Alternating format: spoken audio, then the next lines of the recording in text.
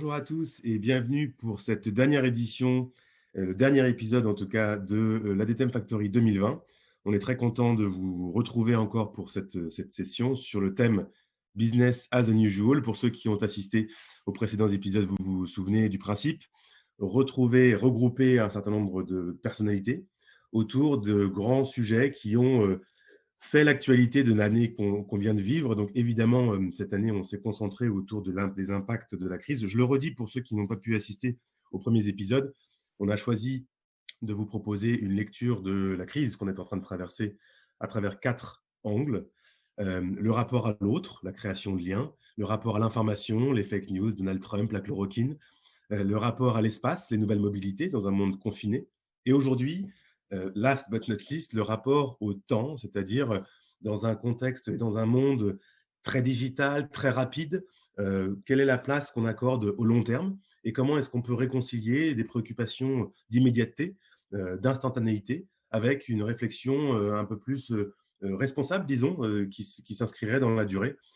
Et on sait que ce sujet a pris pas mal d'ampleur, notamment avec la crise sanitaire qu'on a évoquée et qui a souvent été rattachée justement à une certaine une vision, ou en tout cas une dérive à certains égards de notre modèle actuel. Alors, peut-être avant de passer la parole à Soraya Kershawi de Binge Audio, qui nous fait le plaisir de modérer l'événement d'aujourd'hui, je vais vous simplement remercier, faire 2 remerciements. Le premier auprès de l'équipe et le comité de programme. Donc on a passé de tous nos vendredis, pour tout vous dire, tous nos vendredis de 17 à 18 heures pendant plusieurs mois à réfléchir au programme, contacter des intervenants. Et donc je suis très très content d'avoir pu être entouré de cette Dream Team, Marine Gall, Jean-Michel Janouek, Stéphane Munier et Jean-Michel Rekovitch, que je remercie chaleureusement. Et puis également un grand merci vraiment sincère à nos sponsors, à la fois les sponsors de l'événement dans son ensemble et puis plus spécifiquement notre sponsor d'aujourd'hui, KPMG, qui interviendra sur le sujet avec des contenus très intéressants. Je vous laisserai les découvrir. Une mention quand même spéciale à nos sponsors parce que je l'ai déjà dit précédemment, mais dans la situation actuelle, vous vous en doutez bien, avec un modèle associatif, on est particulièrement exposé. C'est très très important pour nous de savoir qu'on peut compter encore sur des bonnes intentions et donc sur des gens qui croient à notre modèle, qui croient à la nécessité de pouvoir organiser ce genre d'événement, de se retrouver, de prendre le temps de réfléchir, sans nécessairement qu'il y ait un objectif lucratif derrière au business. Et donc on les remercie encore ici, parce que sans eux, on ne pourrait pas continuer à exercer notre métier et notre passion. Merci à eux, j'allais dire merci pour eux, merci à eux. Et je passe très vite la parole à Soraya en vous souhaitant un très bon épisode. Et je vous invite, pour ceux qui ne l'ont pas encore fait, à vous diriger vers les replays des précédents épisodes pour avoir la vision complète de cette ADTM Factory 2020. Merci à tous. Bonjour, je suis ravie de faire ce dernier épisode en plus, donc je clôture, ça me met un peu plus la pression, je clôture cette belle et grande initiative, c'est un honneur pour moi de faire ça aujourd'hui. Et aujourd'hui on est tous et toutes réunis pour parler, Maurice l'a dit, de la notion de temps, qui est finalement une notion assez insaisissable et dont on s'empare différemment selon qu'on est une sprinteuse, un cosmologue, un musicien. Mais on est d'accord pour dire qu'il y a un certain consensus qui s'est fait autour de la crise sanitaire qu'on est en train de vivre et qui a révélé un paradoxe assez flagrant, l'idée de se dire qu'on a objectivement plus de temps, mais qu'on perçoit en avoir moins qu'avant.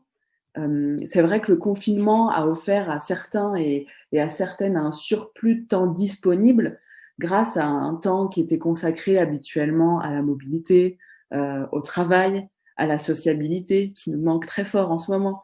Mais après quelques semaines d'adaptation de la saison 1 du confinement, parce qu'il y a plusieurs saisons malheureusement, il s'est opéré un ajustement, une régulation temporelle. C'est-à-dire qu'on a fait toutes les activités qu'on faisait avant, on les fait dans un seul et même lieu, c'est-à-dire travailler, faire l'école, enfin pour ceux qui sont parents, à la maison, sur la saison 1 en tout cas, faire son sport. On peut plus bouger, donc on le fait à la maison. On enchaîne les squats et les abdos parce qu'en plus on se déplace moins, donc on mange, on ne se dépense pas, quoi. On est donc passé vraiment très rapidement à une illusion de temps pour soi à plus de temps pour soi, mais vraiment. Et au moment où on se parle, on s'approche des fêtes de fin d'année, puisqu'on est le 8 décembre, et on se rend compte que notre année, malheureusement, a été privée de souvenirs, de convivialité, de chaleur, à cause de cette crise sanitaire. Alors, dans un contexte qui a été et qui est traumatique, je pèse ce mot-là, je l'emploie à bon escient, qui a été traumatique pour certains et certaines personnes, comment on remplace ces moments chaleureux par d'autres et comment on s'adapte surtout. Et ce sont ces moments que l'on va rechercher qui vont d'ailleurs provoquer chez les consommateurs et chez les consommatrices un changement de comportement.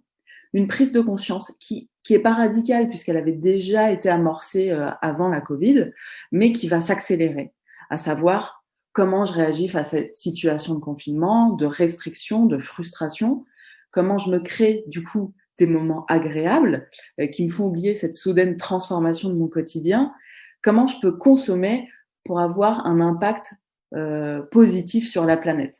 Voilà, là on va essayer, les gens maintenant se projettent à long terme. Cette crise vraiment aura révélé ça.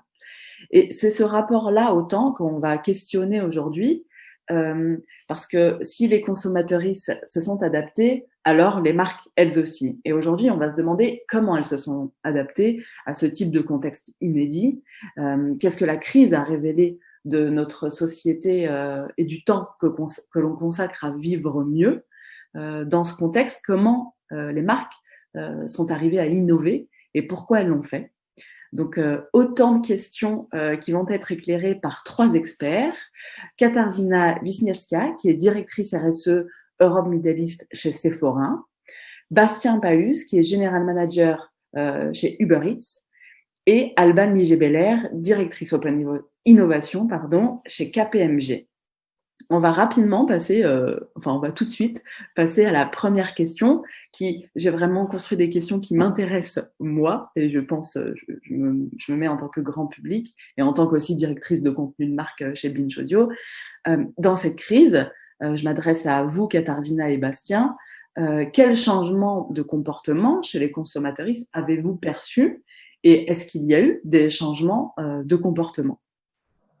Alors Katarzyna, peut-être vous commencez? Oui, bonjour à tous. Ravie d'être là pour questionner effectivement cette notion du temps. Et si on regarde les changements que cette crise a provoqués, je suis assez prudente à généraliser. Parce que comme Soraya l'a bien souligné, on n'a pas tous vécu ces confinements de la même façon.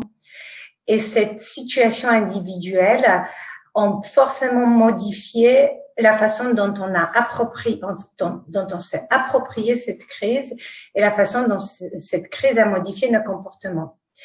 Mais pour l'intérêt de l'émission, on va essayer quand même de généraliser et puis je pense que je veux pas découvrir une grande nouvelle en vous disant que cette crise a été bien évidemment pour les marques mais aussi les retailers un incroyable essor de e-commerce. Et je parle pas ici des acteurs nés de cette démarche, mais des acteurs qui étaient, disons, en train de se transformer et que la crise a obligé de passer à la vitesse grand V pour s'approprier les technologies, les parcours clients, la proposition des services et la fluidité d'expérience.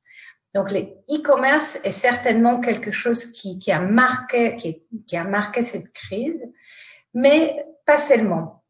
Il y a aussi un énorme impact sur le retail physique, la façon dont on réagit, dont on fait ses courses aujourd'hui. Et ces changements est pas uniquement conjoncturel, il n'est pas lié à la situation. On voit bien que dans les années à venir, il va falloir réinventer la façon dont le retail physique construit sa valeur ajoutée pour les consommateurs. Il y a, au-delà des façons dont on achète, bien évidemment aussi un certain nombre de rapports sur le produit. Bien évidemment, ces phénomènes sont beaucoup plus forts dans le secteur de la nourriture, qui était, comme Soraya l'a dit, au cœur quand même de préoccupations des citoyens que nous sommes tous. Comment je mange, qu'est-ce que je mange, comment je peux modifier un certain nombre d'actes d'achat. Mais au-delà de choix des produits, il y a aussi cette question de bien-être. Donc, on ne consomme plus de façon fonctionnelle. On s'interroge comment j'aménage ces moments pour soi, ces moments de pause, des disconnexions. Et si je prends l'exemple de la cosmétique, les phénomènes étaient incroyables de voir comment les produits des soins, voire de toutes nouvelles catégories comme des suppléments alimentaires, ont marqué une croissance incroyable face à des produits type rouge à lèvres. C'est vrai que porter le masque et se maquiller est une expérience un peu décevante. Du coup, la question qui se pose par rapport au temps, c'est dans quelle mesure ces modifications-là resteront liées à la crise et à la situation et dans quelle mesure ils vont perdurer.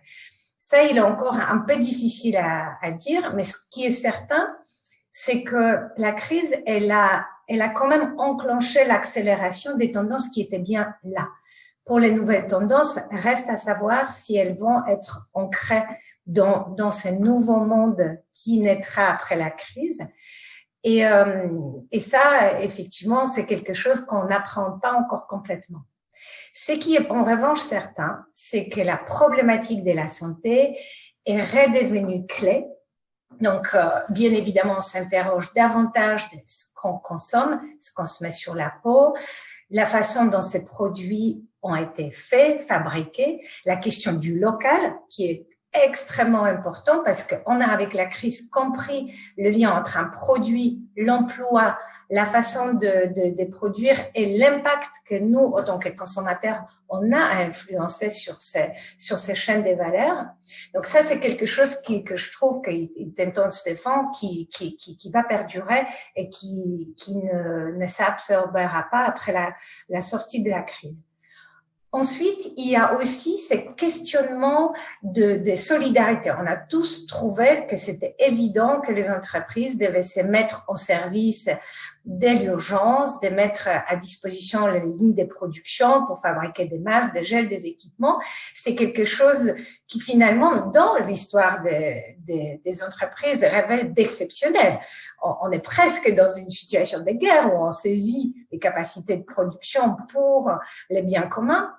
Et là, effectivement, de manière assez fluide, on trouvait ça légitime que les entreprises s'impliquent. Et au-delà de fournir des services physiques, il y a eu une attente tout autant légitime des entreprises qu'elles s'impliquent, qu'elles aident les personnels soignants, qu'elles se mobilisent, qu'elles transfèrent les fonds, qu'ils font des dons, qu'ils offrent leurs capacités et leurs activités pour les personnes qui étaient le plus sur la première ligne ou celles qui étaient les plus touchées par la crise. Et cet élan de solidarité qui était attendu et salué par rapport aux entreprises est pour moi un changement très intéressant puisque d'habitude les consommateurs se méfient des entreprises.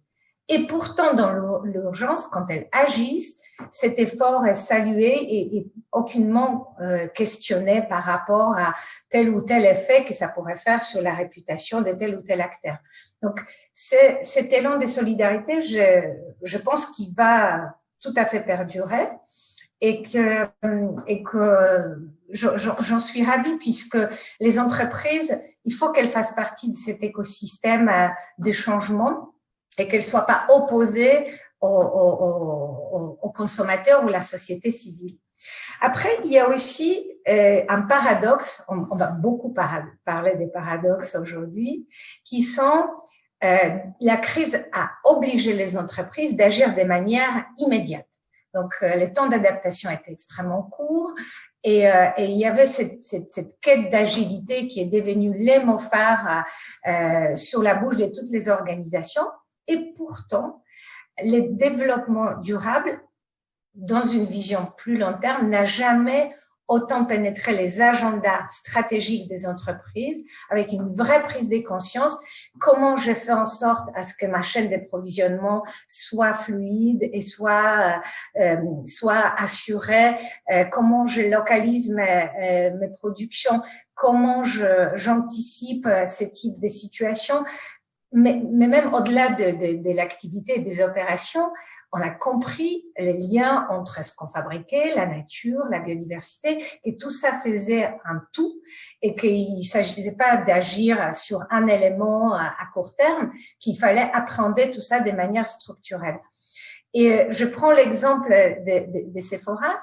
On avait prévu à cet automne lancer une nouvelle offre responsable et c'était probablement le seul élément d'animation commerciale qui n'a pas été touché directement par la crise, à tel point il y a eu cette prise de conscience qu'il faut y aller, que c'est le moment et que tout retard nous fera un faux bond au moment donné, puisque toutes les conditions sont réunies pour que le développement durable n'est plus un sujet à côté, un sujet nice to have, un sujet dont on s'occupe quand on peut ou quand l'entreprise va bien, mais qui doit être intégré au cœur du réacteur de l'entreprise. Merci Katarzyna. Je vais faire cette transition là parce que vous dites que la nourriture était au cœur, c'est vrai, des préoccupations des citoyens et des citoyennes, parce que c'était quand même la seule chose réconfortante qu'on avait et qui pouvait venir de l'extérieur. On a compris que dans le secteur de la cosmétique, le changement était assez net et vous avez un bon espoir que ça continue. Bastien, je vais vous poser la même question. Est-ce que ce comportement-là, dans le secteur de la nourriture, est aussi net ? Est-ce que vous avez vu un vrai changement de votre côté ? Bonjour Soria, bonjour à tous. Moi, je rejoins pas mal ce que vient de dire Katarzyna sur le fait qu'en tout cas sur donc l'activité d'Uber Eats, qui est une activité de livraison à domicile de repas, plus qu'une suspension du temps ou une vraie rupture, cette crise, elle a plutôt joué un rôle de catalyseur et d'accélérateur sur des tendances de fond qui avaient déjà été initiées avant. Et donc, si je parle d'Uber Eats spécifiquement, nous, on a connu vraiment 2 temps très distincts et très marqués à partir du moment où a débuté le premier confinement. Sur les 2-3 premières semaines, on a eu une contraction très forte de notre activité, notamment parce qu'il y a beaucoup de restaurants qui ont fait le choix de fermer pour comprendre un peu comment s'adapter et comment évoluer dans ce nouvel environnement. Et au-delà de ces 2-3 premières semaines, petit à petit, les restaurants ont commencé à rouvrir en livraison et nous, notre marché est plutôt reparti pour s'établir à des niveaux qui étaient supérieurs à ceux qu'on connaissait avant la crise. Et c'est là où je parlais un peu de la première accélération qui a été une accélération de notre activité. Et pour vous donner quelques chiffres pour illustrer ça, au niveau global, Uber Eats, c'était 54% de croissance annuelle au premier trimestre. Ce chiffre-là, il est passé à 113% au deuxième trimestre et 135% au troisième trimestre. Donc, on a vraiment eu un effet accélérateur et qui s'est poursuivi au-delà des premières semaines et des premiers mois de la crise. Et cette accélération et ce changement des comportements, pour notre activité, je pense qu'il y a 3 natures différentes d'évolution des comportements.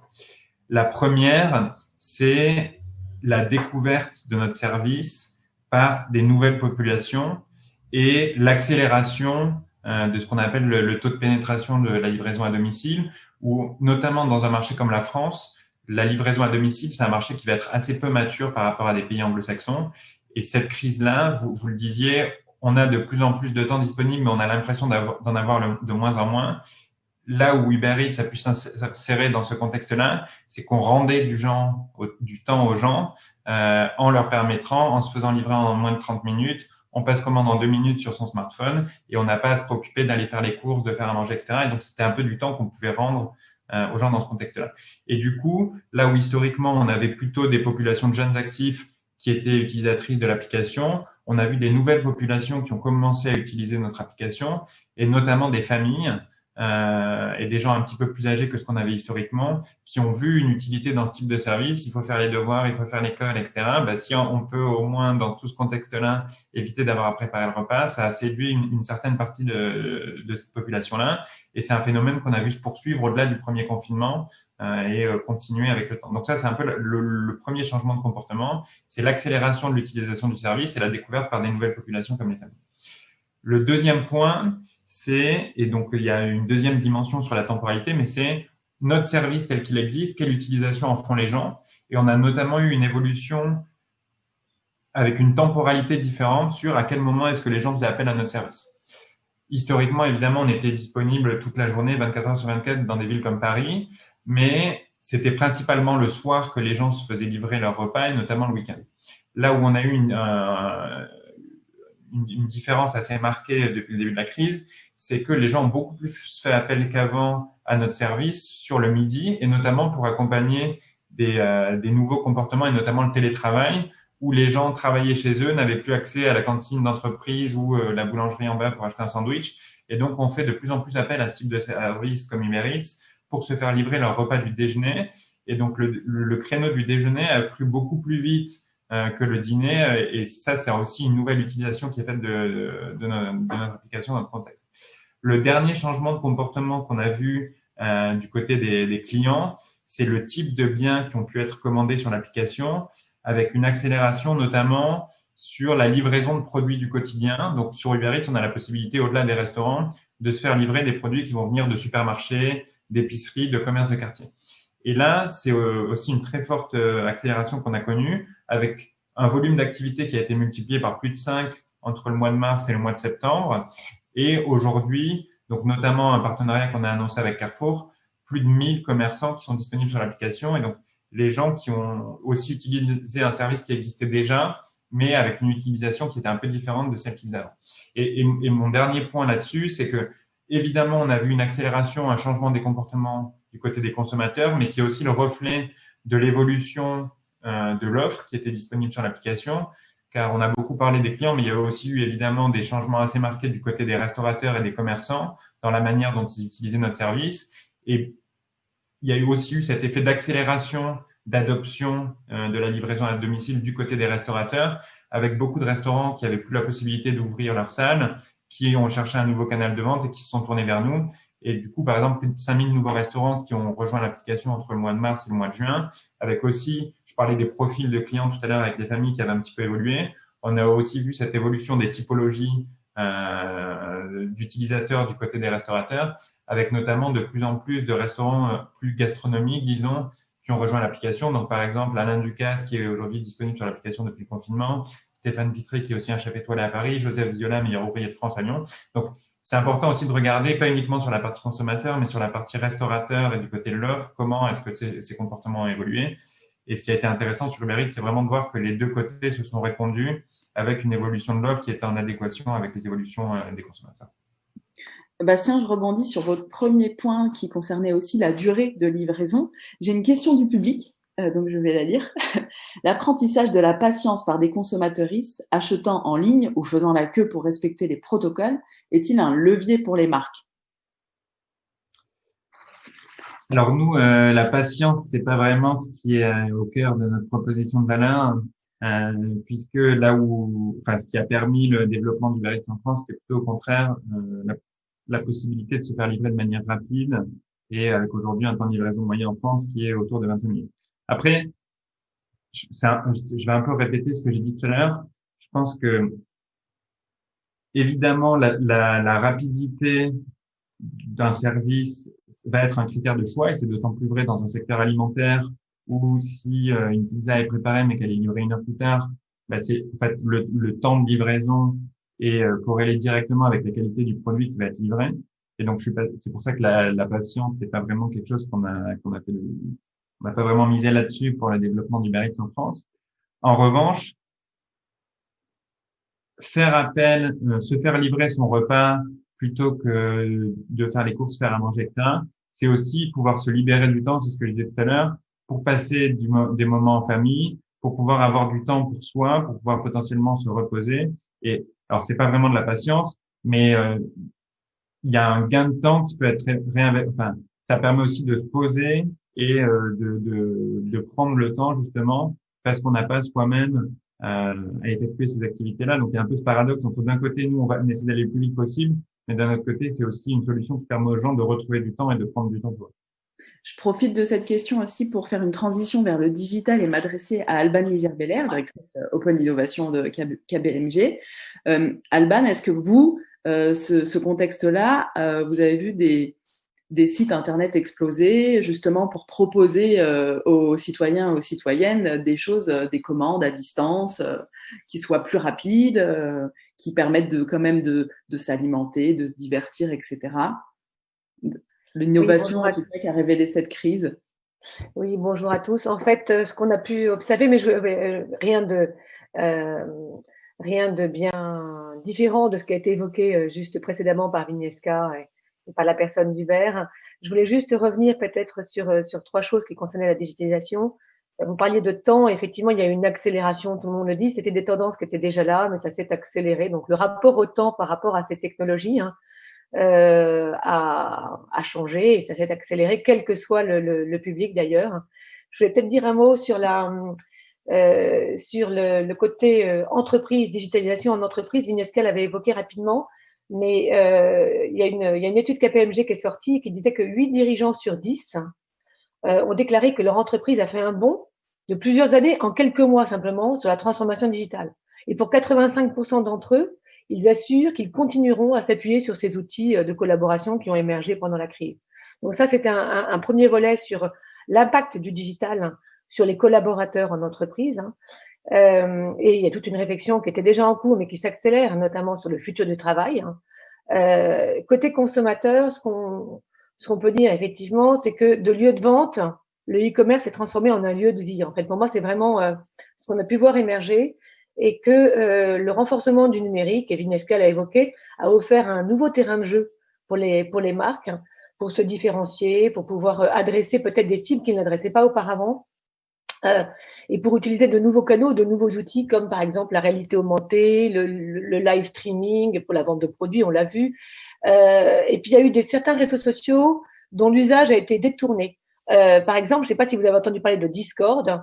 Discord, c'était vraiment un réseau social qui était utilisé pour les gamers, pour le jeu, et qui a été utilisé pour d'autres usages, notamment par certaines écoles de commerce comme EM Lyon, par exemple, qui en ont fait un outil de connexion régulier avec les élèves et de discussion avec les élèves.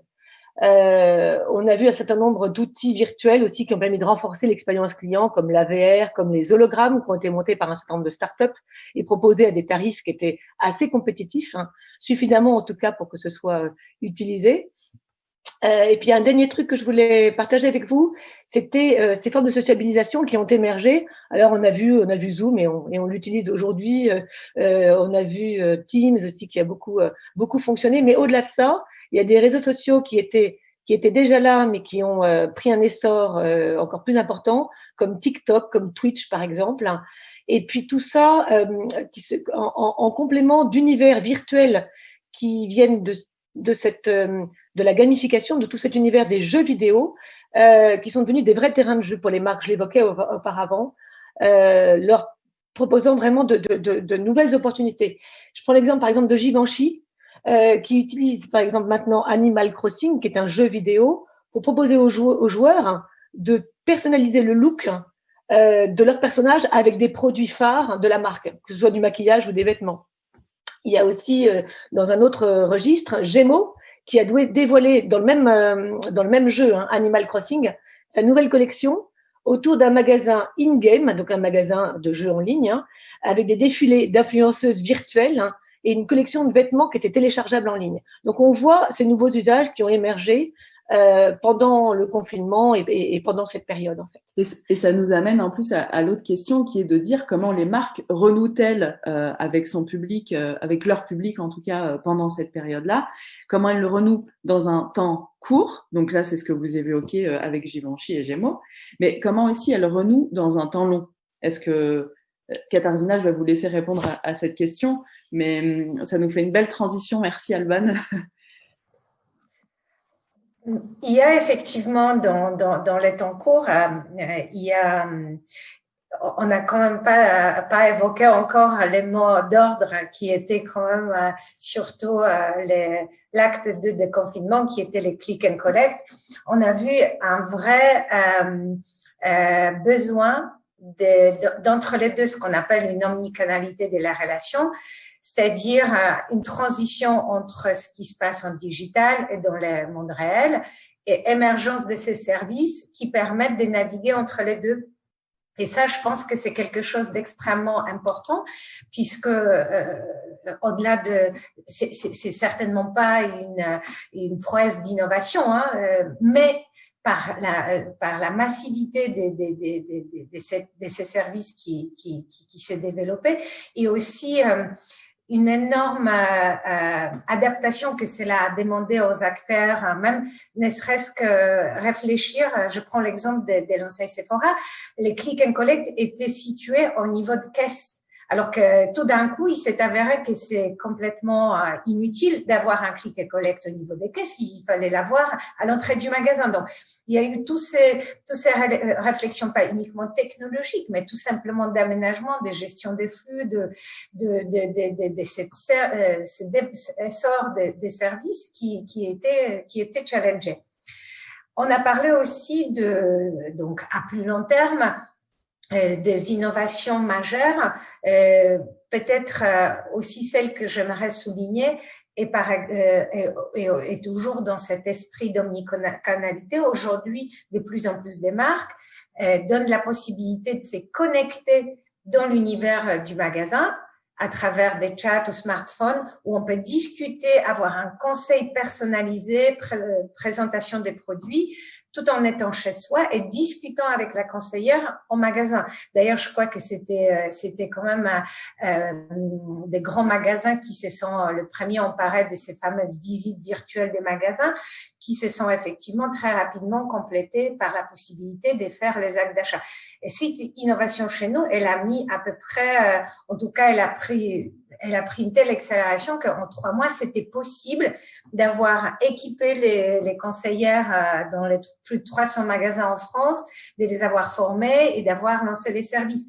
Je pense qu'en termes de capacité d'aller vite, l'entreprise n'a jamais été aussi performante sur ce point. Alban dit, pardon, je vous coupe, Katarzyna. Oui. Alban, pendant sa pré-interview, m'a dit quelque chose qui m'avait marqué. Elle parlait de l'innovation face à la contrainte. Et c'est ce que vous dites un peu, Katarzyna, et moi j'ai trouvé ça très marquant. Effectivement, d'un coup, on a accéléré notre innovation parce qu'on était devant le fait accompli. Ah oui, je pense qu'il n'y a pas le meilleur levier pour innover que le besoin flagrant. Donc ça nous a en tout cas pas mal aidé. Après, au-delà vraiment de l'innovation technologique, parce que on aime beaucoup parler de ça, c'est des sujets qui inspirent. Même si on revient à une simple problématique d'hygiène, je veux dire aujourd'hui, rassurer un client pour qu'il ait envie de retourner dans un magasin, c'est un challenge gigantesque.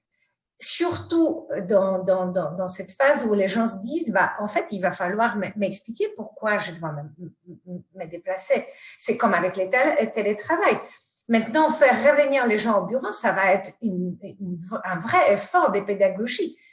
Donc, l'expérience physique, il va falloir qu'elle se réinvente. Donc, au-delà du fait qu'il faut rassurer les gens qui se déplacent, il faudra leur expliquer pourquoi ils se déplaceraient. C'est quoi la valeur ajoutée avant, c'était évident que avoir les testeurs à disposition, sentir, avoir du conseil, ça faisait tout d'une expérience. Aujourd'hui, je suis pas certaine que ça sera suffisant pour que les gens massivement continuent à consommer du retail physique comme ils le faisaient avant. Et je pense que ça va être pas uniquement un challenge technologique, même si on a beaucoup parlé d'omnicanalité. Donc, effectivement, adresser cette expérience de manière fluide et complémentaire entre digital et physique est clé. Mais au-delà de ça, c'est quoi les retail de demain? Et quelle est la proposition des valeurs dans ce monde où les gens finalement se disent, j'ai peut-être pas besoin de faire tout en me déplaçant. Bastien, merci Katarzyna. Bastien, vous votre ADN repose sur la distance de toute façon, puisque c'est via une appli qu'on commande. Est-ce qu'il y a une innovation malgré tout qui était soit déjà amorcée avant la Covid et qui s'est accélérée pendant, mais si ce n'est le temps et le fait de proposer, parce que j'ai tout écouté, des biens, avec notamment Carrefour, qu'est-ce que vous avez mis en place pour proposer un service encore plus efficace qu'il l'est aujourd'hui? Ouais, ben, je rejoins en effet ce qui a été dit. Enfin, le premier jour du confinement, on se retrouve un peu tous dos au mur.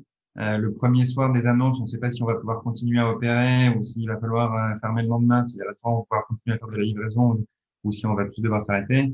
Et donc, quand on est dans cette situation-là, on est par la force des choses amené à s'adapter et à mettre en place des nouvelles fonctionnalités euh, pour permettre au service de perdurer et de s'adapter aussi à on parlait aussi, par exemple, de tout ce qui est l'aspect sanitaire, sécuritaire, qui est du jour au lendemain devenu au centre de toutes les préoccupations. Donc, évidemment, c'est pas des choses dont on peut passer à côté et ça nécessite une certaine forme d'adaptation. Donc, chez nous, ça a un peu été la panique, entre guillemets, du jour au lendemain où il y a des dizaines et des dizaines d'initiatives qui ont eu le jour en quelques jours ou quelques semaines. Euh, et ensuite, leur inscription dans du court ou du long terme, enfin, il n'y avait pas une stratégie très élaborée de on va commencer par ça, ensuite on va faire ça. On a plutôt tout lancé aussi vite que possible dans le nouveau contexte dans lequel on opérait. Et c'est un peu naturellement, avec le temps et par la force des choses, que certaines se sont inscrites dans la durée, là où d'autres ont été plus temporaires sur le début. Pour donner peut-être quelques exemples sur 2, 3 dimensions de vrais changements structurels qu'on a mis en place et qui sont toujours effectifs aujourd'hui. Le premier, j'en parlais tout à l'heure, c'est surtout l'aspect sécuritaire, où ça a été pour les clients, évidemment, quelque chose de très important, pouvoir s'assurer qu'ils pouvaient se faire livrer sans prendre des risques pour leur santé. Mais c'est aussi, il faut pas oublier qu'il y a derrière des coursiers qui utilisent l'application, des restaurants qui utilisent l'application. Donc, comment est-ce qu'on fait pour faire évoluer notre service pour que tous les utilisateurs de l'application puissent le faire de manière sécuritaire? Et donc, ça passe par la mise en place de la livraison sans contact. Du coup, en travaillant avec le gouvernement qui a défini ce qu'était une livraison sans contact, quelles devaient être les nouvelles règles et le nouveau protocole sanitaire à respecter, et qui passe aussi par des évolutions technologiques dans l'application pour permettre aux clients de choisir un certain mode de livraison, donner des nouvelles consignes, etc. Ça passe aussi par le partage et beaucoup de communication avec tous les utilisateurs de l'application sur les guides qui ont été définis par le gouvernement, quels sont les conseils et les guides qu'on va partager aux restaurateurs, quels sont les conseils et les guides qu'on va partager aux coursiers. Mais donc voilà, ça c'est une partie très importante et beaucoup d'autres choses qui ont été mises en place sur la partie sécuritaire, de la distribution de gel et de masques pour les coursiers et la mise en place de systèmes de remboursement s'ils souhaitent s'acheter de l'équipement sanitaire, la mise en place de politiques si on a des coursiers qui sont atteints du Covid ou qui doivent s'isoler pendant une certaine période, le temps de se faire tester, d'obtenir des résultats, etc. Donc, c'est un exemple sur tout l'aspect sécuritaire et sanitaire sur lequel on a vraiment dû accélérer parce qu'il y avait une vraie demande de tous les utilisateurs de l'application. Je pense que Pardon. le deuxième aspect, c'est Katarzyna qui en parlait en introduction en disant que il y avait eu une mobilisation très importante des entreprises, un peu comme un effort de guerre sur un peu soutenir ce qu'on estime être le bien commun et se mettre au service de la société. Nous, on a évidemment eu ça aussi par rapport aux restaurateurs qui font partie des professionnels qui ont quand même été parmi les plus durement touchés par la crise. On en a beaucoup parlé dans les médias. Et donc, on a aussi réfléchi à voir ce qu'on pouvait mettre en place pour les soutenir, pour les accompagner dans ce contexte. Et donc, il y a eu des choses qui ont été très court-termistes. Donc, par exemple, au mois de mars, on offrait les frais de livraison, notamment sur le déjeuner, pour permettre aux gens de télétravailler. Et l'objectif derrière ça, c'est notamment de soutenir l'activité des restaurateurs et des coursiers. C'est pas quelque chose que financièrement on a pu tenir dans la durée, parce que notre modèle économique fonctionnait pas sans ces frais de livraison. Donc, on a aussi changé vers d'autres types de mécanismes pour soutenir l'activité des restaurateurs et des coursiers. Par exemple, du côté des restaurateurs, on a supprimé tous nos frais d'inscription qui s'élevaient à plusieurs centaines d'euros pour permettre à des restaurateurs qui avaient besoin de ce nouveau canal de vente de pouvoir y accéder plus facilement. On parlait de click and collect. Nous, on a fait le choix de supprimer toutes nos commissions sur les activités de click and collect pour inciter aussi les utilisateurs à continuer à se rendre au restaurant, même si c'est juste pour récupérer une commande. Ou, à notre exemple, on a mis en place, là où les restaurateurs étaient payés de manière hebdomadaire avant la crise, on a aussi changé notre technologie pour pouvoir leur permettre de se faire payer de manière quotidienne et mieux gérer leur trésorerie de manière gratuite.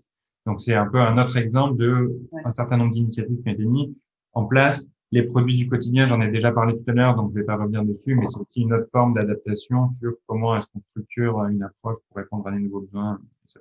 Et j'ai une question du public pour vous qui m'intéresse parce que je vous l'avais posée en pré-interview. Après la Covid, est-ce que vous pensez que les grands chefs gastronomiques feront toujours appel à Uber Eats? Ouais. On a déjà un peu de recul là-dessus puisqu'il y a un certain nombre de chefs qui nous avaient rejoints pendant le premier confinement et du coup qui ont ensuite pu rouvrir leur restaurant et qui ont eu à se poser cette question-là. On a certains, et d'ailleurs c'est pas que des chefs, on a certains restaurateurs qui font un choix très tactique et temporaire et conjoncturel de dire en ce moment ma salle est fermée, j'ai besoin de sources de revenus, donc je vais aller sur Uber Eats, sur une autre application parce que j'ai besoin de ces revenus. Ce choix-là et qui consiste ensuite à arrêter dès que la vie normale reprend son cours, aujourd'hui, avec le recul dont on dispose, il semble être assez minoritaire et à plus de 80-90%, tous les partenaires qui ont fait le choix de commencer à utiliser l'application ont décidé de continuer, notamment parce qu'ils se sont rendus compte que c'est quelque chose qui n'était pas incompatible avec ce qu'ils proposaient avant. Et notamment, si on prend l'exemple, par exemple, d'un chef comme Alain Ducasse, en fait, c'est évidemment pas la même expérience que vous avez en allant dans un restaurant et en commandant à domicile. Et il faut pas voir les deux comme étant en concurrence frontale l'une par rapport à l'autre. Le menu est pas le même, le packaging est pas le même, l'expérience est pas la même, mais c'est un autre type d'expérience dont on peut faire profiter les gens et dont on peut faire bénéficier les gens. Et je pense que c'est plus ça l'évolution qu'on va avoir, c'est les gens vont rester, mais vont s'adapter et avoir une offre qui est adaptée à chaque canal et pas forcément la même offre qu'on retrouve sur tous les canaux et qui se retrouve en concurrence entre les différents canaux. Merci. J'ai une question encore du public, c'est bien, on en a plein. Je l'adresse à Alban en premier et à Katarzyna ensuite. On me dit la digitalisation poussée par les plateformes n'est pas sans conséquence, on le sait, elle a un impact sur l'environnement, sociétal avec la fracture numérique, et un impact humain dans les organisations. Est-ce que la digitalisation doit se faire à tout prix? Alban, effectivement, c'est une bonne question. La réponse serait plutôt non, bien entendu. La digitalisation ne doit pas se faire à tout prix. On voit émerger quand même un mix, et Katharina l'évoquait, entre une expérience que le digital ou que la digitalisation peut maintenant apporter et un lien physique qui reste primordial. Et d'ailleurs, si on prend l'exemple, alors Katharina évoquait les magasins en ligne et puis quelque part le besoin quand même de garder des magasins en physique, mais c'est valable aussi pour la notion de télétravail. On a expérimenté en temps réel le télétravail et il y a eu un vrai changement d'attitude entre le confinement 1, où finalement beaucoup étaient très contents d'être en télétravail, et le confinement 2 qu'on vit maintenant, où pour certains c'est plus devenu une contrainte. Donc on se rend compte là des limites de la digitalisation et on le voit même par nous-mêmes dans notre quotidien. Donc, je ne pense pas que la digitalisation à tout prix ou partout se fera. Il y a quand même un besoin en présentiel, en physique, où qu'on soit consommateur ou qu'on soit collaborateur. Katarzyna, j'imagine que vous partagez aussi ce point de vue-là, parce que l'expérience client se fait, même si vous imaginez d'autres façons de les faire, elle se fait aussi et surtout en physique. Bien évidemment que la digitalisation, on ne souhaiterait pas qu'elle se fasse au détriment de l'impact environnemental ou sociétal, l'emploi ou les conditions de travail. Après, il faut pas que ça soit un frein ou une raison de ne pas faire. Parce que, en fait, la digitalisation, quoi qu'on dise, elle est en marche. Et du coup, la question qui se pose, c'est comment on l'accompagne. Et il y a forcément, comme dans chaque changement, une phase de transition où on observe les impacts et on s'adapte. Et je pense que c'est ça le bon chemin. Et ce qui a peut-être fait dans certaines organisations défaut jusqu'à présent, c'est que sous prétexte que ça ne peut pas se faire à tout prix, on prenait un petit peu de retard. Voilà. Et est-ce que c'est là mon moment. Oui. Et à vous trois, est-ce que la prise en compte pour vous de l'impact environnemental et sociétal, elle va pousser les entreprises à prendre davantage en compte le temps long que le trimestre dans vos stratégies? Qui commence? Bastien, vous voulez? Ouais. Évidemment, je pense que parler d'écologie et de stratégie environnementale, c'est pas quelque chose qui se pilote à la semaine.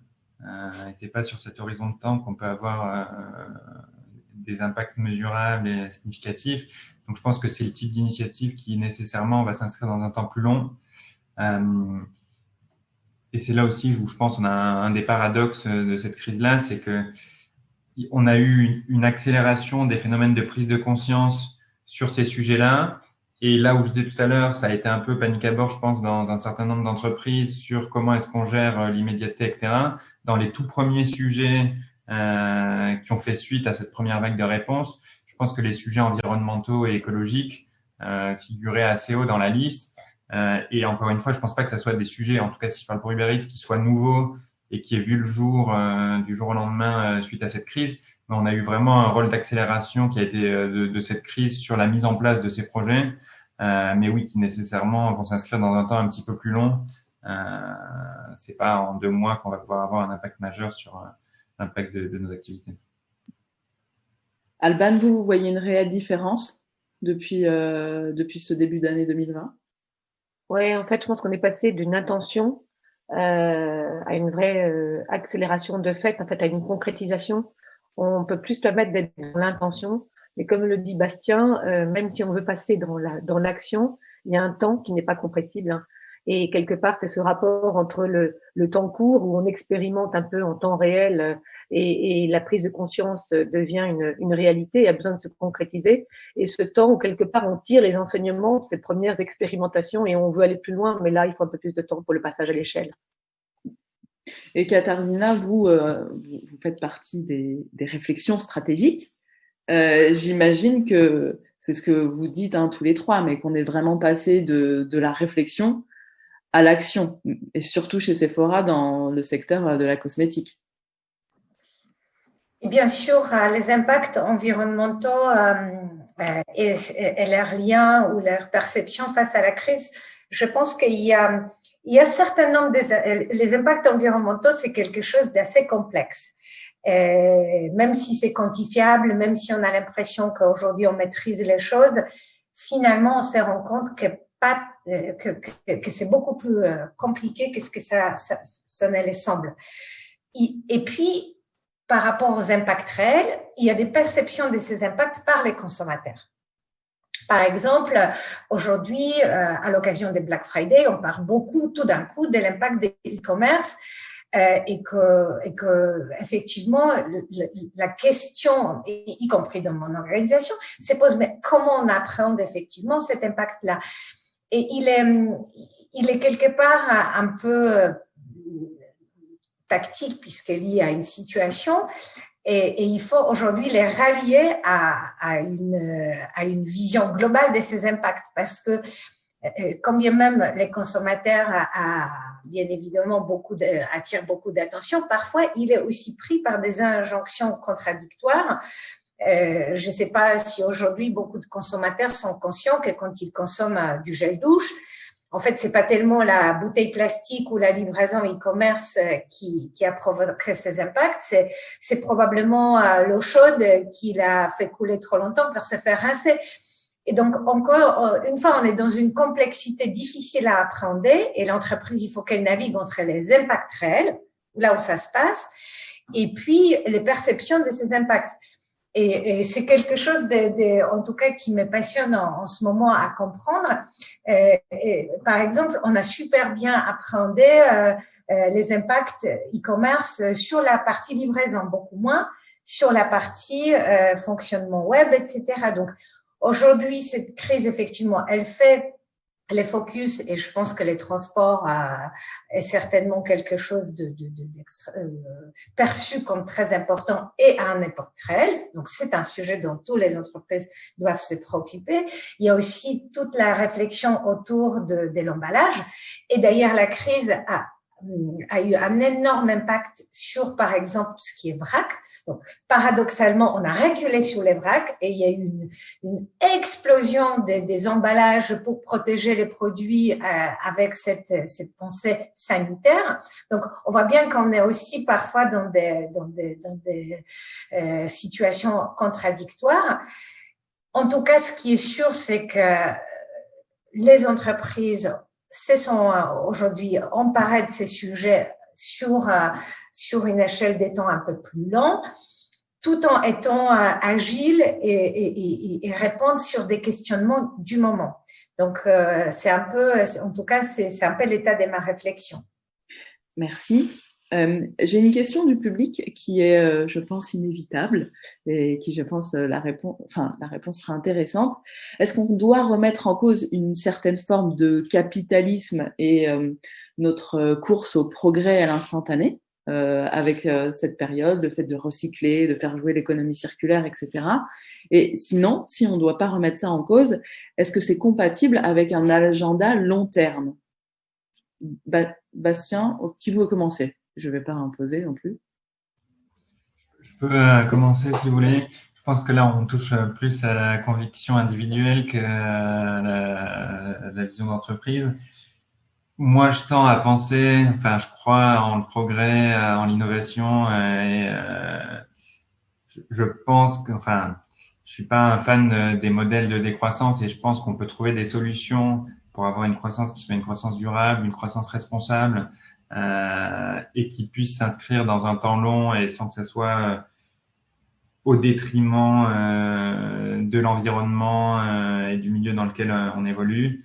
Mais bon, ça c'est un peu l'avenir qui donnera raison à un camp ou à l'autre. Mais en tout cas, moi je suis plutôt un optimiste et je crois qu'on peut trouver des solutions pour permettre du progrès, pour permettre des opportunités économiques de manière responsable et durable.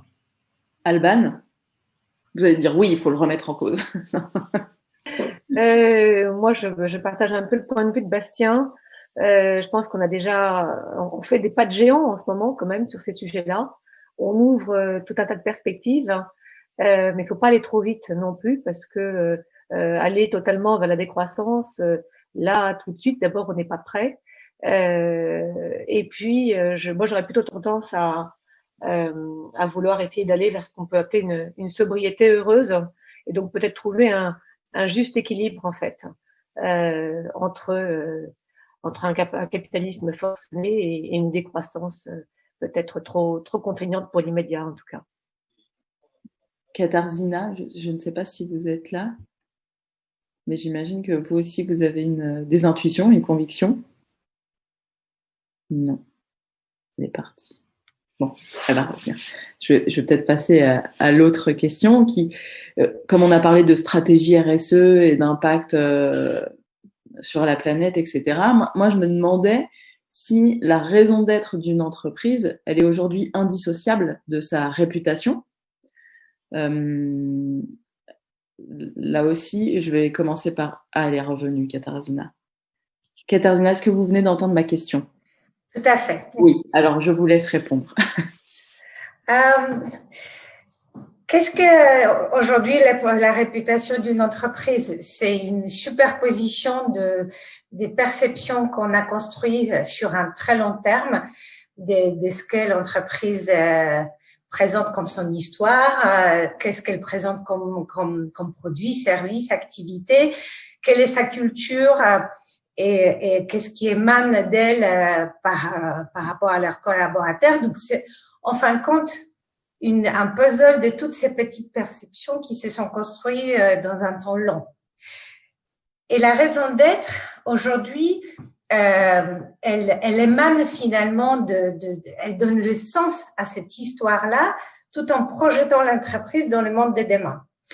Donc, aujourd'hui, je pense que c'est surtout un exercice d'introspection, c'est-à-dire l'entreprise dit qui je suis, à quoi je sers, quelle est cette formidable moteur qui fait que demain, je vais pouvoir encore satisfaire à la fois les besoins de la société, tout en respectant les écosystèmes, rendre mes collaborateurs heureux. Et je pense que c'est dans ce sens-là où les deux sont liés. Dès l'instant où la raison d'être devient un exercice intellectuel plaqué sur quelque chose que l'entreprise n'est pas, ça devient un exercice de style, un PowerPoint ou une prestation de conseil chèrement payée. Et du coup, elle est complètement disconnectée de la vraie valeur de l'entreprise, de ce vers quoi elle aspire, et reste un exercice relativement inutile.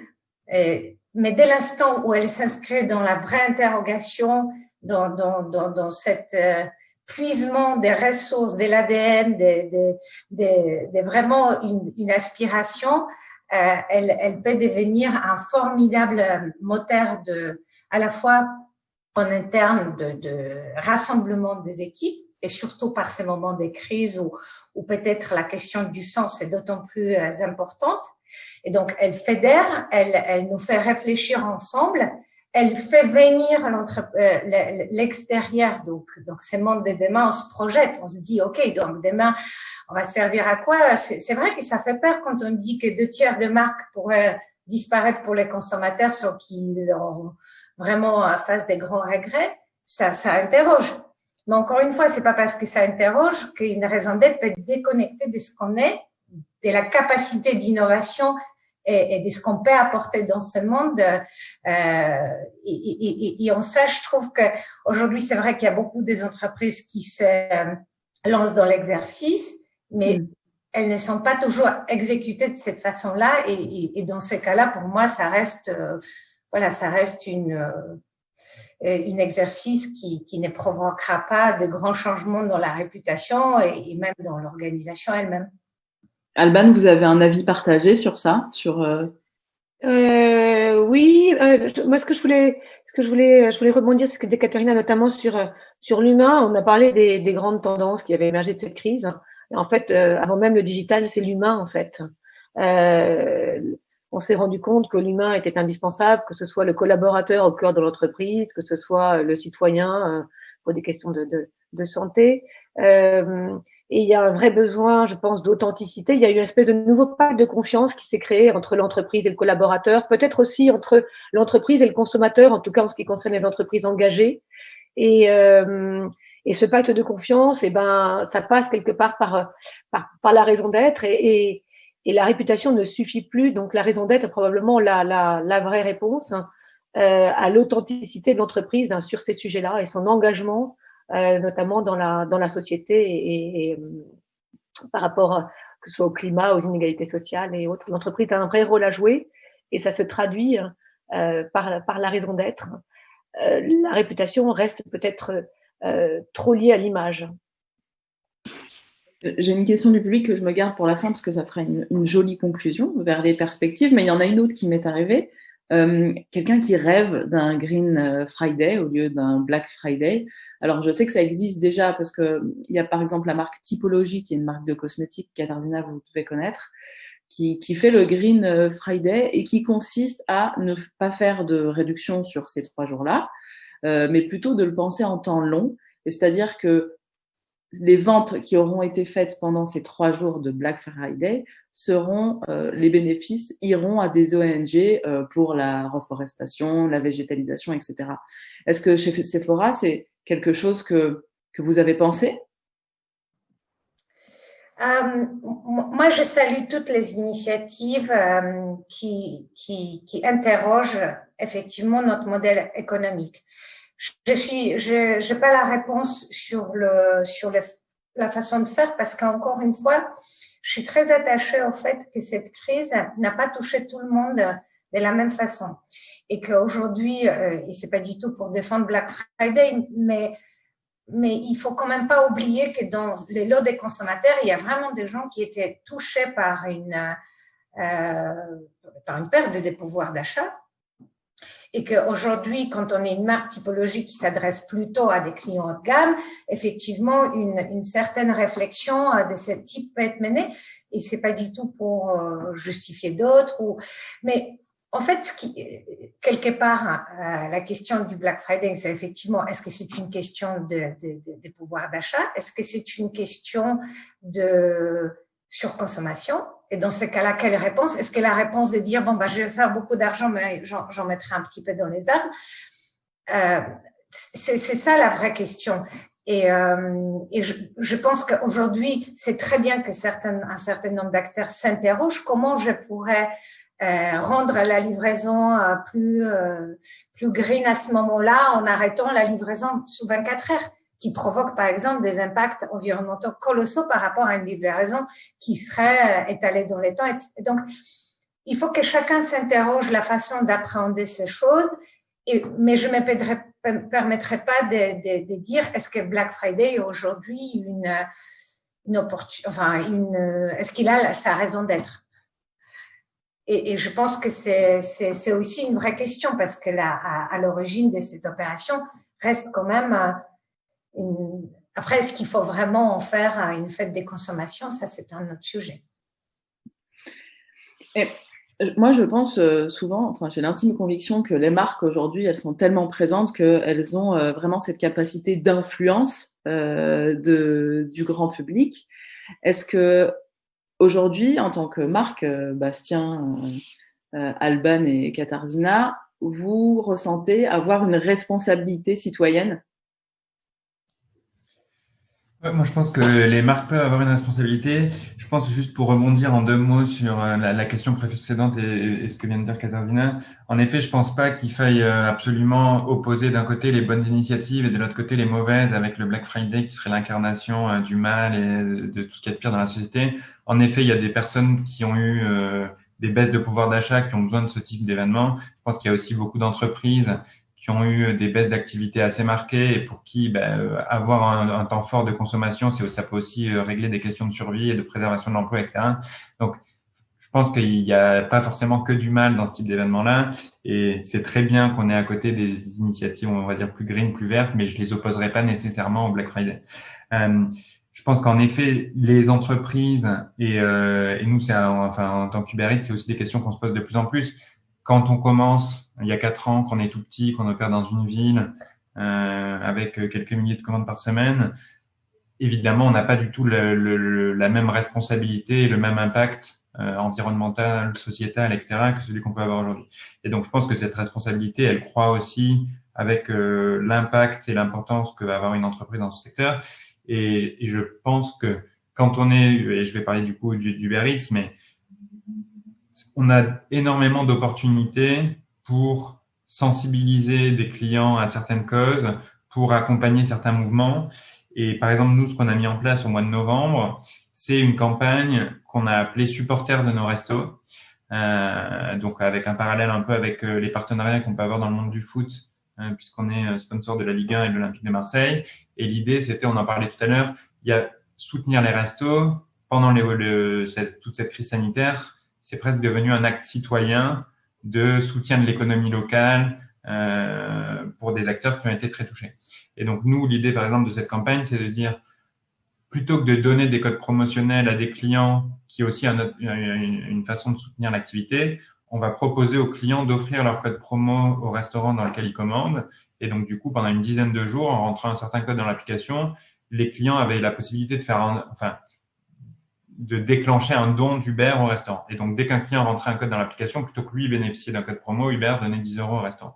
Et donc, ça, je pense que c'est un bon exemple de comment est-ce qu'on peut utiliser la taille qu'on a, l'audience qu'on a dans un marché, les partenariats qu'on peut avoir, où par exemple, on a eu pendant tous les matchs de foot de la journée qui était pendant l'opération, les LED sur le bord du terrain qui promotaient ce message de soutenir les restaurants, le maillot de l'Olympique de Marseille où notre logo avait été effacé pour remplacer supporters de nos restos, etc. Je pense que on a, en tant qu'entreprise, des moyens qui sont beaucoup plus importants que ce qu'on vont pouvoir avoir des individus. Et donc, c'est là où on va avoir une responsabilité de mettre cette force de frappe, entre guillemets, au service. Et ça ne veut pas dire que on doit renoncer à tous les objectifs économiques, etc., puisqu'une société, ça a aussi quand même pour but de survivre et de pouvoir créer de l'emploi, etc., mais aussi mettre en place tous ces outils, tous ces dispositifs au service de causes environnementales, sociétales, etc. Alban, est-ce que vous voulez ajouter un petit mot? Ouais, moi, ce que je veux dire, c'est que côté KPMG, hein, il y a 2 manières dont on adresse ça. Il y a le côté effectivement interne avec les collaborateurs et on a une fondation qui est assez engagée sur tous ces sujets-là depuis bien longtemps et il y a de plus en plus de collaborateurs qui contribuent. On a des actions qu'on peut faire comme limiter nos déplacements, comme utiliser de plus en plus la green tech pour nos technologies et autres. Donc ça, oui. Et puis il y a un volet qui est plus externe, KPMG. On accompagne aussi nos clients finalement dans ces évolutions. On est un organisme qui est certifié tiers indépendant, notamment depuis la loi Pacte, et on accompagne nos clients dans ces transitions autour des dimensions de RSE. Donc voilà, c'est les deux choses que je voulais ajouter. Merci. Katarzyna. Je ne veux pas répéter les propos de Bastien ou d'Alban. C'est vrai que la responsabilité sociétale, elle est née de cette œuvre philanthropique. Au départ, on faisait surtout des transferts financiers, on partageait la valeur de l'entreprise vers les acteurs de la société civile par des causes souvent déconnectées des activités et décidées assez arbitrairement. Donc aujourd'hui, ces choses ont révolu. À la fois, les activités soutenues sont beaucoup plus près de l'activité de l'entreprise, à la fois dans leur dimension d'ancrage local. L'entreprise est devenue acteur de son environnement et s'implique au plus près de ses sites. Il y a aussi une connexion avec ce que sont les causes et l'activité de l'entreprise. Et puis, il y a eu une multiplicité des façons d'agir. Donc, on a parlé effectivement de financement, mais il y a eu aussi du volontariat des collaborateurs, du mécénat des compétences. Il y a eu, par exemple, dans de nombreuses enseignes, et notamment chez Sephora, une mise en place de microdons qui permet aussi aux clients de s'impliquer dans cette mouvance des responsabilités citoyennes. Et puis, il y a aussi cette énorme prise en compte que ces sujets-là sont un vrai levier d'engagement des collaborateurs, qu'aujourd'hui, les collaborateurs ne souhaitent pas travailler dans les entreprises dont ils partagent pas les valeurs. Et c'est tellement vrai pour la jeune génération qui vraiment aujourd'hui sont capables de refuser des postes puisqu'ils trouvent que l'entreprise n'est pas assez engagée. Donc, en termes de l'employabilité, c'est quelque chose d'extrêmement fort par rapport à la situation d'il y a 20 ans. Mais moi, j'ajouterais peut-être aussi une autre dimension. Aujourd'hui, une marque, et notamment une marque de beauté, elle a aussi un rôle sociétal à jouer sur les représentations des sujets sociétaux. On est vraiment dans un environnement où plus d'inclusivité, plus d'empowerment pour un certain nombre de populations, aussi lever les tabous sur certains sujets comme les communautés à la fois des migrants, transsexuels, handicap. Tous ces sujets-là, aujourd'hui, on peut changer le regard de la société sur ces sujets autant que marque. Tout simplement la façon dont on choisit les personnes qui sont représentées dans les publicités, la façon dont on adresse les offres, la façon dont on parfois prend les paroles sur ces sujets assez engagés. Et je pense que ça, c'est quelque chose qui va beaucoup se renforcer dans les années à venir. Merci pour cette précision qui est effectivement importante. Et c'est vrai qu'on a été très consumer-centric jusqu'ici. J'ai eu quelques questions qui étaient plutôt B2B. Là, c'est encore une question B2C, mais quelqu'un qui dit que effectivement, il y a le fast fashion, des avalanches de mails, des avalanches de notifications depuis qu'on est en télétravail. Et cette course contre le temps impacte forcément l'environnement. D'autant que les rapports sociaux sont un peu tendus en ce moment, et il n'y a pas que la Covid, il y a une autre actualité aussi. Est-ce qu'il faut ralentir cette course au temps finalement qu'on court après pour en avoir plus et finalement on provoque nous-mêmes le fait qu'on en ait moins? Est-ce qu'il faut ralentir et si oui, comment on peut ralentir? Et là, c'est vraiment la vision entreprise pour le coup. Alban peut-être. Alban Pro de l'innovation. Oui, on peut ralentir et malgré tout, c'est quand même un des enseignements de cette crise. On a pris conscience, alors peut-être à des échelles différentes en fonction des responsabilités qu'on peut avoir dans l'entreprise, mais on a quand même pris conscience justement de la nécessaire prise de recul parfois, et c'est peut-être un des bienfaits du télétravail. Ça n'a pas toujours été parce qu'à l'inverse, certains ont eu ont moins réussi à faire la bonne frontière, à mettre les bonnes frontières entre le travail et la vie personnelle. Mais quand même, un des bénéfices du télétravail permettait aussi une certaine forme de prise de recul, hein, et donc une prise de conscience finalement de ce rapport au temps et de la nécessité peut-être de parfois se donner plus de temps. On l'a vu dans des choses très concrètes, hein. Peut-être répondre moins à brûle pour point à un email, peut-être laisser passer la nuit avant de rappeler un collègue sur un sujet. Pour moi, vraiment, il y a une prise de conscience récente que ce temps-là était une chose nécessaire et que l'accélération à laquelle on était peut-être beaucoup plus exposé il y a encore 9 mois était pas nécessairement la bonne voie et qu'il fallait justement prendre du recul et plus se poser. Pour moi, en tout cas, à titre personnel, c'est vraiment ce que j'ai retiré de ce qu'on est en train de vivre. Merci. Bastien, je me souviens que pendant la pré-interview, justement, vous vous demandez, mais du coup, comme les gens ont du temps, est-ce qu'ils sont moins impatients à l'idée de recevoir leur livraison? Et vous me disiez que pas forcément. Non, ils sont pas forcément moins impatients. Je suis assez d'accord à titre individuel et personnel sur le fait que la crise ait permis de remettre en perspective et de prendre du recul sur un certain nombre de sujets. Après, je pense que d'un point de vue plus macro et sociétal, je pense que, et notamment d'un point de vue économique, il y a eu un ralentissement de l'activité économique très marqué suite à la crise sanitaire. Et je pense pas que ce ralentissement-là soit particulièrement souhaitable. Et autant, ce que je disais en introduction, nous, ça a plutôt eu un rôle d'accélérateur sur l'activité de livraison à domicile. Autant, je suis assez conscient du fait qu'on soit un peu l'exception par rapport à toutes les autres entreprises pour qui ça a plutôt été un très gros ralentissement. Et je pense pas non plus qu'il faille oublier les conséquences économiques et sociales que peuvent avoir certains ralentissements. Et dans le contexte actuel, je pense que continuer à proposer des opportunités économiques et donc là, je vais plutôt transitionner peut-être sur la partie B2B, mais à des restaurants qui ont été très impactés, je trouve que c'est pas le moment de ralentir, par exemple, sur cet aspect-là. Et aussi sur la partie coursier, Uber Eats, c'est très simple de démarrer l'activité. Il suffit d'avoir plus de 18 ans, avoir le droit de travailler en France, créer une auto-entreprise, avoir un vélo. Dans le contexte, quand on regarde des études qu'on a menées sur le profil des coursiers qui utilisent l'application, c'est des gens qui sont jeunes, assez peu diplômés, à plus de 30% en situation d'inactivité professionnelle avant d'avoir démarré cette activité-là.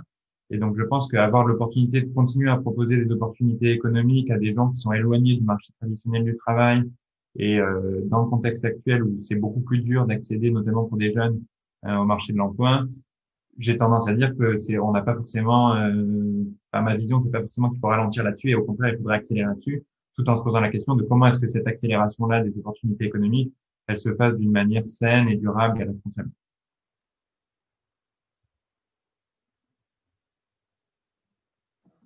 Katarzyna, est-ce que vous voulez intervenir? Effectivement, j'ai un sentiment qu'il faut ralentir pour se poser des bonnes questions et accélérer quand on sait ce qu'il faut faire.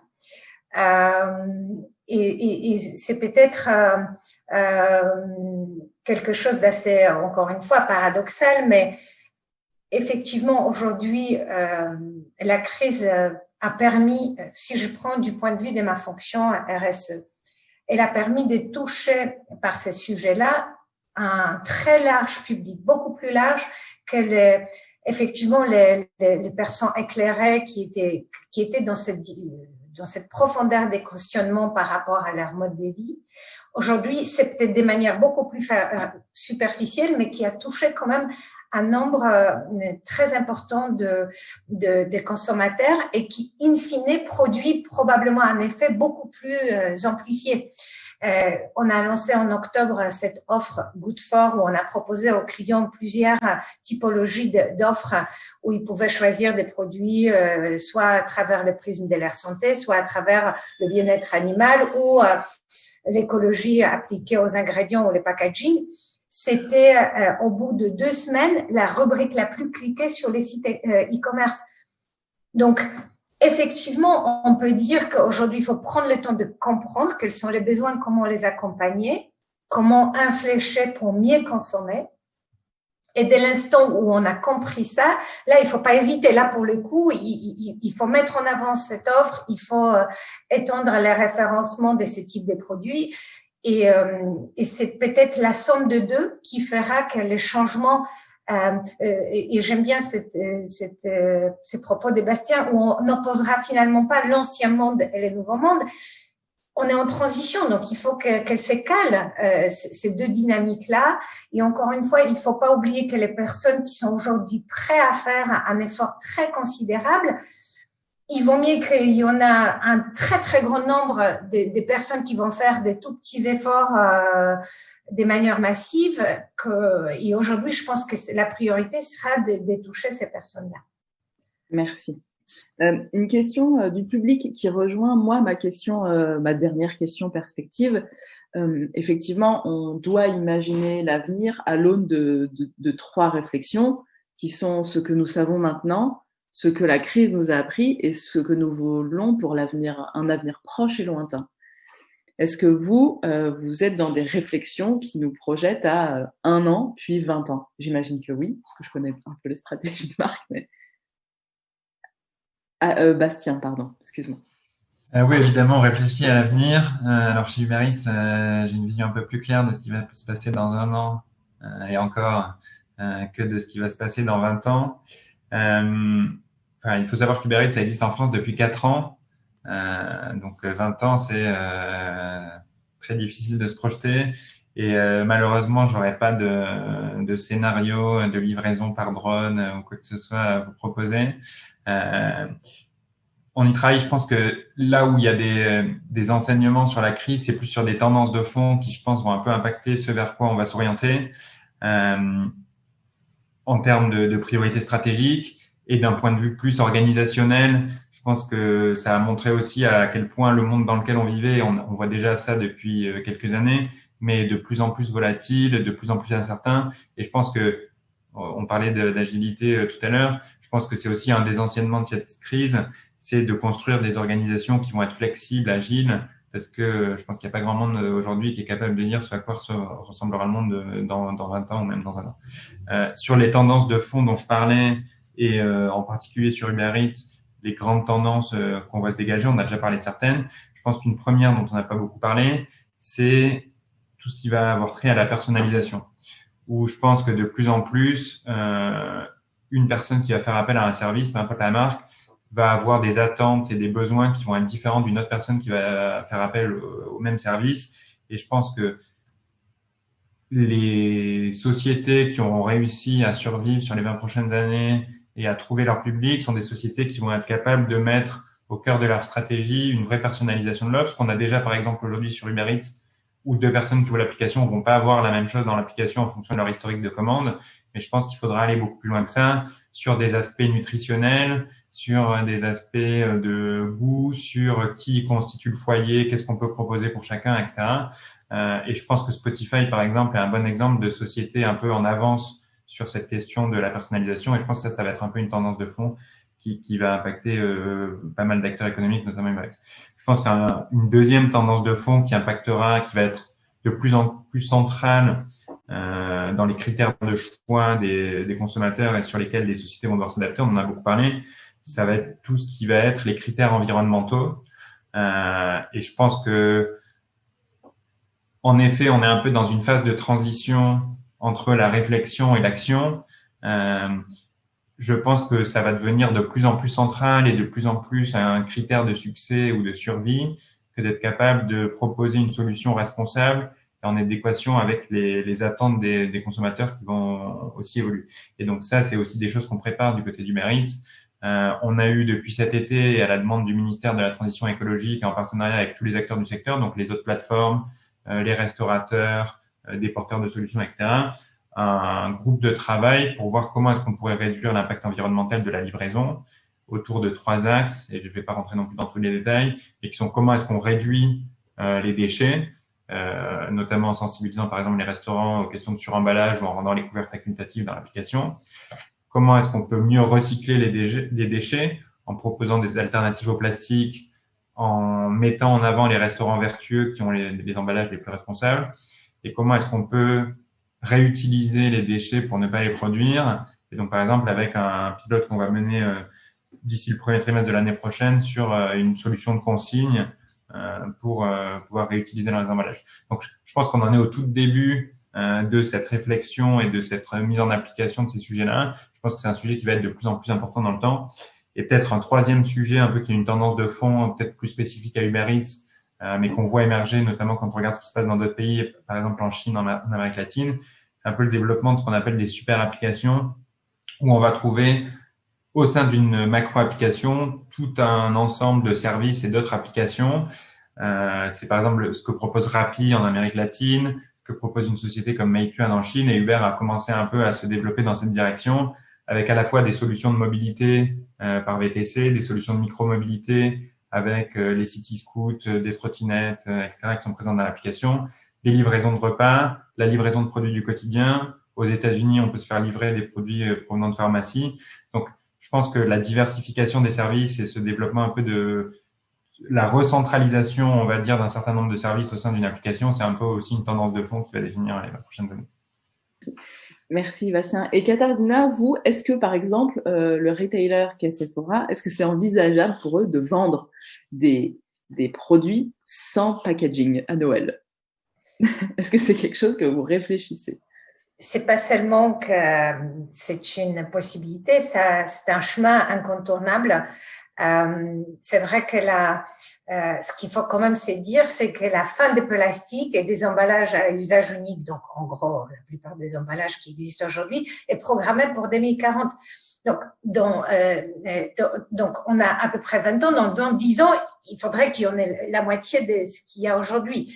Donc, c'est forcément quelque chose qui interpelle un retailer, mais aussi des marques, et un sujet qui est dans les agendas de quasiment toutes les entreprises des grandes distributions, y compris dans la nourriture, la cosmétique, mais aussi d'autres.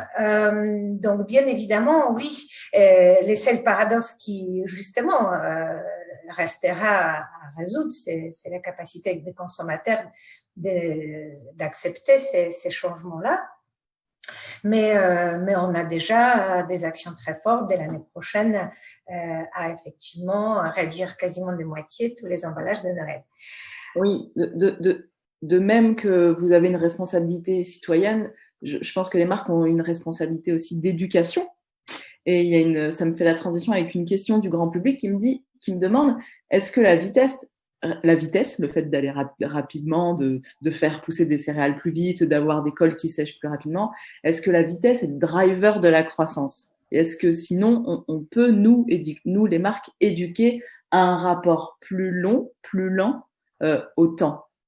La slow life, quoi. C'est pas une question simple puisqu'elle est elle va énormément dépendre du secteur d'activité. Faire pousser les algues pour en faire des plastiques biosourcés, la vitesse sera certainement quelque chose de clé, alors que dans d'autres domaines, pas du tout. Donc aujourd'hui, la vitesse, elle peut être une opportunité dans des cas bien précis, quand on a besoin de remplacer un processus ou un produit néfaste pour l'environnement par une solution plus. On aimerait bien faire croître les arbres plus rapidement pour capturer les carbones, mais on peut le faire dans certaines zones tropicales versus la France. Mais enfin, on voit bien limite de l'exercice. Mais pour revenir sur la question de cette projection d'un retailer, mais aussi d'une marque, on est aussi responsable de notre propre marque Sephora Collection, qui elle-même a pris les devants pour effectivement, on a parlé des emballages, mais aussi de la façon de formuler. Et là, c'est quand même quelque chose d'assez épatant parce que je vois que en 3 ans, on a pu quand même raisonnablement renouveler pas mal des gammes de produits. Donc, la vitesse, oui, parfois, elle est très utile. Comme je dis, quand on s'est posé la bonne question, on a la bonne solution et on accélère. Après, si je reviens sur les volets retail, moi, je crois encore énormément au retail physique, pas seulement parce que je suis chez Sephora, mais imaginons un centre-ville sur les commerces, ça serait vraiment quelque chose, je pense, sociétalement, pas du tout souhaitable, ni dans un cadre des villes, ni dans un cadre d'ancrage territorial. Enfin, donc aujourd'hui, ce que je disais, il faut qu'on réinvente un certain nombre des raisons d'être de certains acteurs. Pourquoi je me déplacerai? Parce qu'il y a un lien social, parce qu'il y a un conseil personnalisé, parce qu'il y a quelque chose qui se passe qui ne peut pas se passer sur Internet. Et on chantait aussi l'expérience Internet, qui est aujourd'hui quand même pour beaucoup un acte fonctionnel. Et cet acte fonctionnel ramène à un acte d'achat, à quelque chose d'assez, assez simple. Mais il y a peut-être aussi une réflexion à avoir parce que 20 ans, c'est quand même un temps long et pas long dans la grande histoire. Quel sera effectivement les niveaux de transparence qu'on pourra donner aux consommateurs? Bastien parlait des impacts. Moi, je suis persuadée que dans 10 ans, l'ensemble des produits seront affichés avec leur impact. Peut-être même pas seulement environnemental, mais peut-être social. Donc, comment on accompagne ces mouvements de transparence? Comment on restitue l'information aux consommateurs? Comment on les éduque? Et je pense que sur ces volets-là, tout reste encore à inventer. Merci beaucoup. Peut-être, Alban, un mot de la fin, car il nous reste 3 minutes. C'est formidable. Merci. Je suis bien évidemment en phase avec ce qui a été partagé avant. Sur une projection à 20 ans, c'est effectivement assez compliqué. Et très humblement, je pense qu'on nous dit qu'on est dans un monde VUCA où l'incertain devient la norme. Donc, c'est difficile de se projeter. Toutes les tendances qui ont été évoquées, je les partage bien sûr, sur l'hyper-personnalisation, sur le retour peut-être aussi du local qui n'a peut-être pas été évoqué, et sur le besoin de sens dans la notion d'achat. Et il y a une dernière tendance que je trouve intéressante, c'est celle de l'expérience économie ou de l'économie de l'expérience. Et c'est peut-être quelque chose qu'on verra de plus en plus émerger dans les prochaines années, où finalement l'expérience que procure un achat ou un service est presque plus important que l'achat en lui-même. Voilà, je laisse ça à vos réflexions. Merci en tout cas à tous les trois pour cette matinée, enfin pour cette heure et demie passée à vous entendre, vous écouter et puis nous inspirer surtout. Merci également aux spectateurs et aux spectatrices qui nous ont posé pas mal de questions. Donc merci aussi vous aussi d'avoir enrichi ce débat-là. J'espère que vous en êtes satisfaits et que vous repartez encore avec plus de questions, parce que même chez Binge Audio, nous on aime à dire qu'on pose le questionnement, on ne donne pas de réponse, et c'est ce qui fait avancer le monde de demain, je pense. Merci à tous et toutes, chaleureusement. Maurice, je ne sais pas si tu veux dire au revoir, je ne sais pas si tu es là. Non. Oui, il est là. Là, je n'ai pas ma vidéo, mais merci à tous. Ouais, j'avais pas prévu de revenir, je me suis déplacé, donc j'ai pas le bon contexte d'écran, mais j'ai écouté avec attention les débats et je suis très content qu'on ait eu effectivement autant de questions. C'est un sujet quand même assez riche et aussi protéiforme, c'est ce qu'on constate. Donc, on espère que ça a pu permettre aux uns et aux autres de mieux s'approprier le sujet et de repartir avec quelques idées inspirantes. Merci en tout cas à tous et à toutes. Et je vais appuyer sur quitter, ce qui mettra fin à notre conversation visio. C'était un plaisir. À très bientôt. Au revoir.